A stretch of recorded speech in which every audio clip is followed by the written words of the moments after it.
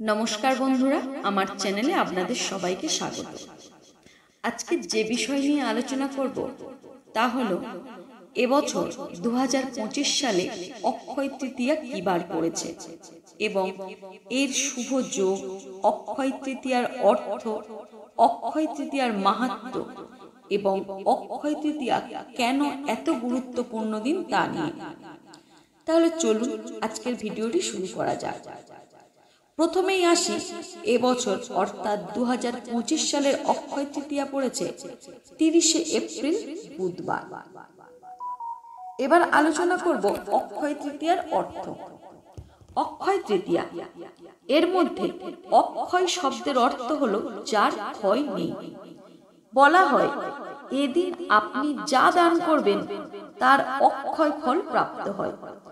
যে সফল পুণ্য কর্ম করবেন তা অক্ষয় হয়ে থাকবে। চিরাচরিত রীতি অনুযায়ী এই দিন অনেক দোকানে হালখাতা হয়, মঙ্গল মূর্তি গণেশের পূজাও করা হয়। এই তিথিতে তার সাথে সাথে অনেক বিশেষ শুভ অনুষ্ঠানও করা হয়। মনে করা হয় এই তিথিতে যে কোনো শুভ অনুষ্ঠান করলে তার ফল সবসময় অক্ষয় থাকে। আমরা সবাই জানি অক্ষয় তৃতীয়া বিশেষ তাৎপর্যপূর্ণ তিথি।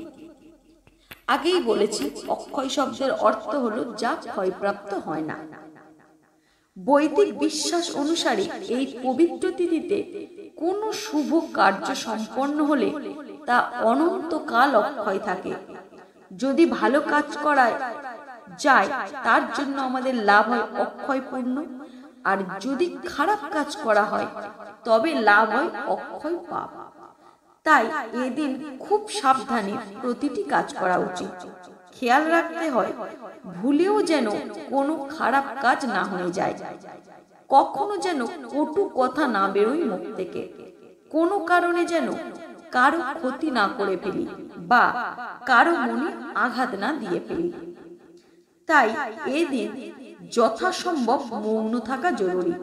আর এদিন পূজা, জপ, ধ্যান, দান, অপরের মনে আনন্দ দেওয়ার মতো কাজ করা উচিত। যেহেতু এই তৃতীয়ায় সব কাজ অক্ষয় থাকে, তাই প্রতিটি পদক্ষেপ ফেলতে হয় খুব সতর্কভাবে। এই দিনটি ভালোভাবে কাটানোর অর্থ সাধন জগতের অনেকটা পথ একদিনে চলে ফেলা। এবার আলোচনা করব, আপনি যদি অক্ষয় তৃতীয়ার দিন বাড়িতে পুজো করাতে চান তাহলে তার ফর্দ কি হবে, কি কি লাগবে সেই পুজোতে।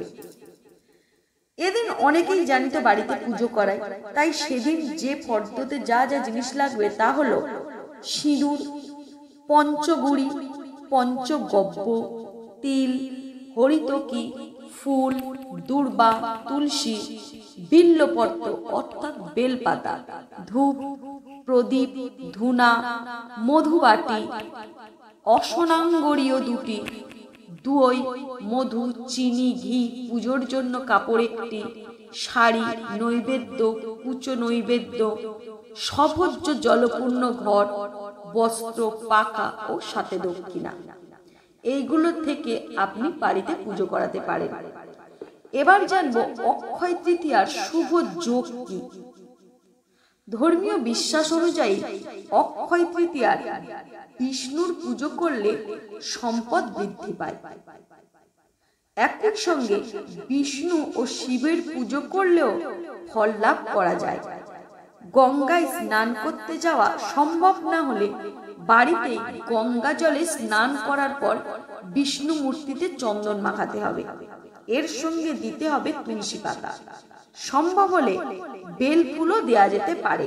এছাড়া দই, দুধ, ঘি, মধু ও চিনি দিয়ে পঞ্চামৃত তৈরি করা যেতে পারে।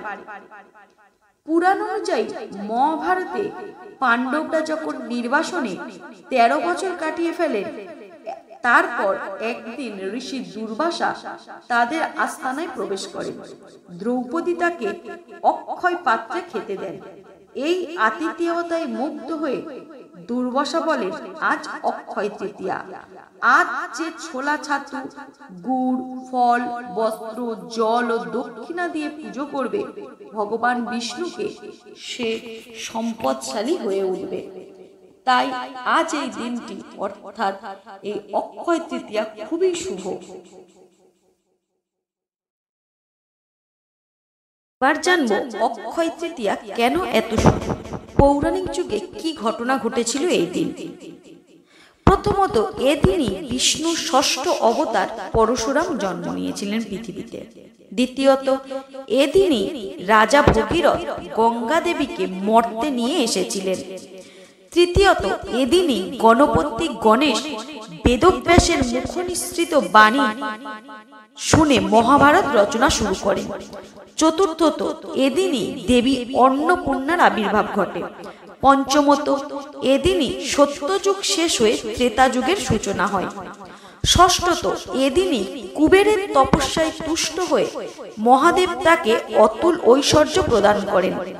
এদিনই কুবেরের লক্ষ্মী লাভ হয়েছিল বলে এদিন বৈভব লক্ষ্মীরও পূজা হয়। সপ্তমত, এদিনই ভক্তরাজ সুদামা শ্রীকৃষ্ণের সাথে দ্বারকায় গিয়ে দেখা করেন এবং তার সাথে সামান্য চাল ভাজা নিয়ে শ্রীকৃষ্ণ তার সকল দুঃখ মোচন করেছিলেন। অষ্টমত, এদিনই দুঃশাসন দ্রৌপদীর বস্ত্রহরণ করতে যান এবং সখী কৃষ্ণাকে রক্ষা করেন শ্রীকৃষ্ণ। শরণাগতের পরিত্রাতা রূপে এদিনই শ্রীকৃষ্ণা দ্রৌপদীকে রক্ষা করেছিলেন। এদিন থেকে পুরীধামে জগন্নাথ দেবের রথযাত্রা উপলক্ষে রথ নির্মাণ শুরু হয়। দশমত, কেদার, বদ্রী, গঙ্গোত্রী, যমুনোত্রী যে মন্দির 6 মাস বন্ধ থাকে, এদিনই তার উদ্ঘাটন হয়। দ্বার খুললে দেখা যায় সেই অক্ষয় দ্বীপ যা 6 মাস আগে জ্বালিয়ে রাখা হয়ে এসেছিল তা আজও চলছে অক্ষয় ভাবে। অর্থাৎ আপনারা বুঝতে পারছেন এদিনটা কেন এত মাহাত্ম্য, কেন এদিনে এত সাবধানে চলতে বলা হয়েছে। এবারে আসবো এদিনের ব্রত কথা নিয়ে, কেন অক্ষয় তৃতীয়া তার এত গুরুত্বপূর্ণ। চলুন তাহলে ব্রত কথা শোনা যাক। যুধিষ্ঠিরকে একদিন শতানী এই বিষয়ে তার গল্প করেছিলেন, বলেছিলেন যে অক্ষয় তৃতীয়া কেন এত পবিত্র। তখন কুরুক্ষেত্রের যুদ্ধ সবে শেষ হয়েছে, ধর্মরাজ্যের প্রতিষ্ঠা হয়েছে, কিন্তু সিংহাসনে বসেও মনে শান্তি নেই মহারাজ যুধিষ্ঠিরের। যুদ্ধে এত প্রাণ গিয়েছে, বিপুল অপচয় হয়েছে সহায় সম্পদের। স্বামী, পুত্র, স্বজনহারা মানুষের কান্নায় ধর্মরাজ কাতর হয়ে পড়েছেন। এই পাপের বোঝা কে বহন করবে? মহারাজ যুধিষ্ঠিরের মনের অস্থিরতা বুঝতে পেরে মহামুনি শতানিক তাকে শুনিয়েছিলেন যে কাহিনী, তা হলো অনেককাল আগে রাগী ও নিষ্ঠুর এক ব্রাহ্মণ ছিলেন। ব্রাহ্মণ হলে কি হবে? ধর্ম বিষয়ে তার কোনো বিন্দু মাত্র আগ্রহ ছিল না। একবার এক দরিদ্র ব্রাহ্মণ ক্ষুধার জ্বালায় তার কাছে কিছু খেতে চাইলেন। কিছু দেয়া তো দূরে থাক, সেই নাস্তিক ব্রাহ্মণ ভিখারি বলে গালমন্দ করে গরিব ব্রাহ্মণকে দরজা থেকে তাড়িয়ে দিলেন। খিদে তৃষ্ণায় কাতর সেই ব্রাহ্মণ অপমানিত হয়ে চলে যাচ্ছিলেন, কিন্তু সেই সময় তার পথ রোধ করে দাঁড়ালেন ব্রাহ্মণী সুশীলা। অতিথির কাছে ক্ষমা চেয়ে নিয়ে তিনি বলেন, ভর দুপুরে অতিথি রুষ্ট ও অপমানিত হয়ে ফিরে গেলে সংসারের অমঙ্গল হবে, গৃহের শান্তি সমৃদ্ধি আর থাকবে না।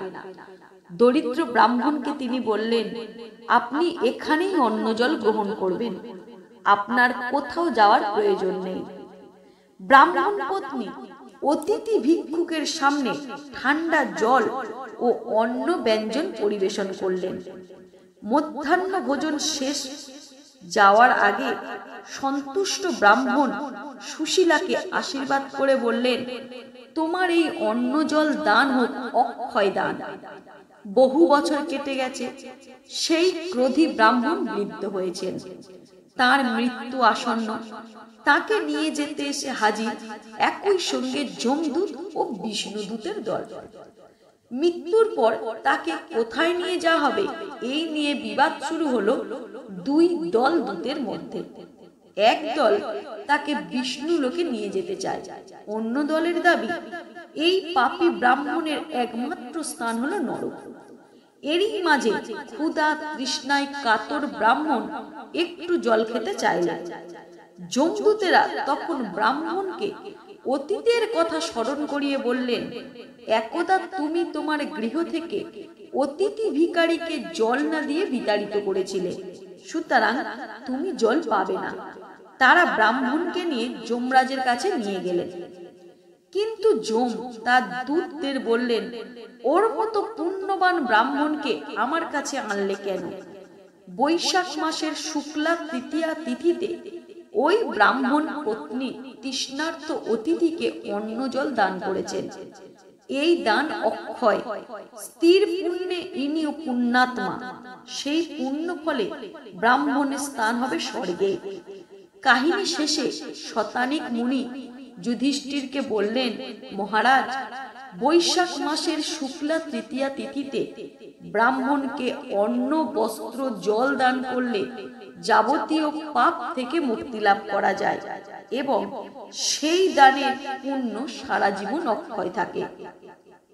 তাই আমাদের প্রত্যেকের উচিত অক্ষয় তৃতীয়ার দিন আমাদের ভালো কাজ করা, পুণ্য কাজ করা, যাতে আমাদের কোনো প্রকার কোনো রকম ভুল না হয়ে যায়।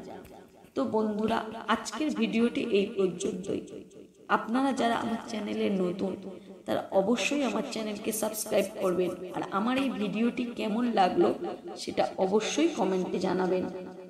আজকের ভিডিও এই পর্যন্ত। নমস্কার।